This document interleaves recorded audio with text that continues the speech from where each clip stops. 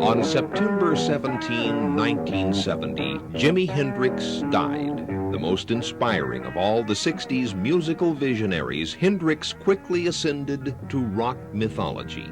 But the myths of rock and roll are flesh and blood. The story of Jimi Hendrix is similar to the histories of hundreds of struggling young musicians.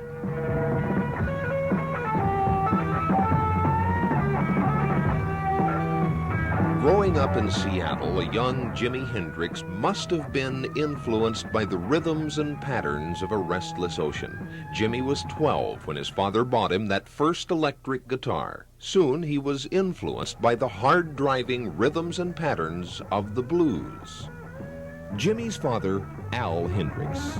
Well, he used to imitate a lot of different people. I know B.B. King, Muddy Waters. And I could see that he liked it because after work, come home, and I'll be fixing a meal, and he'd be playing the guitar. During the commercial, after watching TV, he'd be plunking the guitar every day. Well, I told him, I said, do something original with that. He did, and he came out with something. You just play whatever you feel.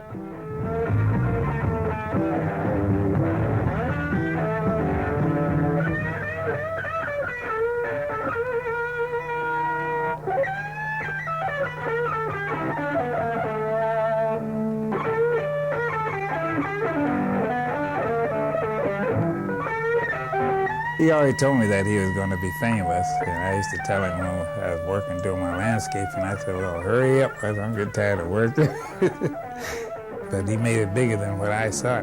In the early 60s, Hendrix toured the rhythm and blues circuit, playing backup for the Isley Brothers, Wilson Pickett, and Little Richard. In the fall of 1966, Hendrix went to England, where he felt he could make a name for himself. When he finally returned to the U.S., he succeeded. Rock impresario Bill Graham was one of the first to work with Hendrix. And we'd worked with him the first time around out of England. He came to Monterey, he came to Fillmore. As a matter of fact, he was the opening act in 1967. For a whole week, booked him for $750 as the opening act. Jefferson Airplane, Gabo Zabo, Jimi Hendrix. And first night, second set, Hendrix proceeded to play as great emotionally, as I've, no disrespect to any guitar player, I've never seen an hour of just concentrated, magnificent rock and roll music played by a seeming symphony on that guitar. Jimi played the Monterey Pop Festival in June of 1967. His mystical presence exploded on the stage.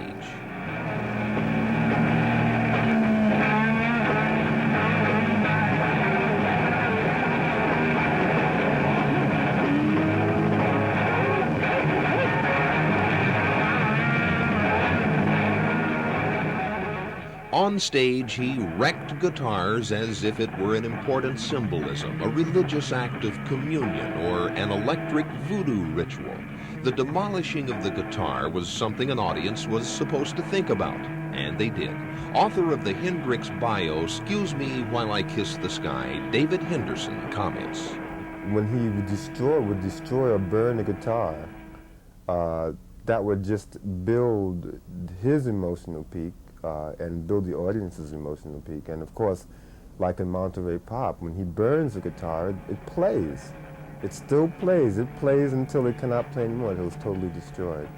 But the flamboyant, fiery stage antics contrasted strongly with Jimi's withdrawn manner off stage. During his career, perhaps no one knew him better than his producer, Al Douglas. He was very shy, personally. He didn't quite understand himself where the inspiration came from. He was embarrassed to take the money.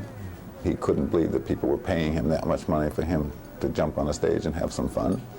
The first time that they offered him $50,000 for a single performance, he didn't want to take the job. I mean, he was really embarrassed to take the money. Jimi was really bashful.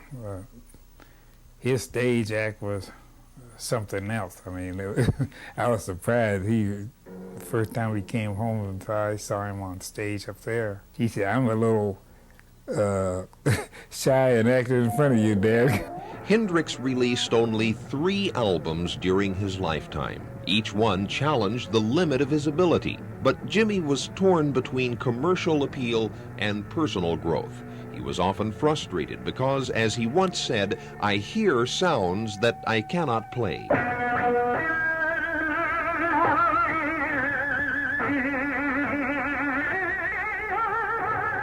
The last few years of Jimmy's life were a sort of greatness realized, paradise lost. He knew how great he was, and yet it didn't give him the satisfaction he was seeking. He died 3 years and 3 months after his performance at Monterey Pop.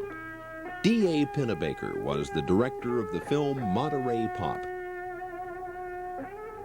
Hendrix was such a different person. Hendrix was the most sort of self-effacing, kind of humble person. I mean, he never seemed, at least in the times that I knew him, destroyed by that terrible process of fame.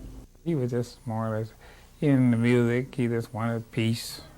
He wasn't into that dope scene, like so many people say that he died of an overdose, but he didn't die of an overdose. It was just an accidental thing. He strangled on his vomit. That was it. And all that notoriety didn't mean nothing to him. I mean, all that famous. He just liked to do his things, play his music.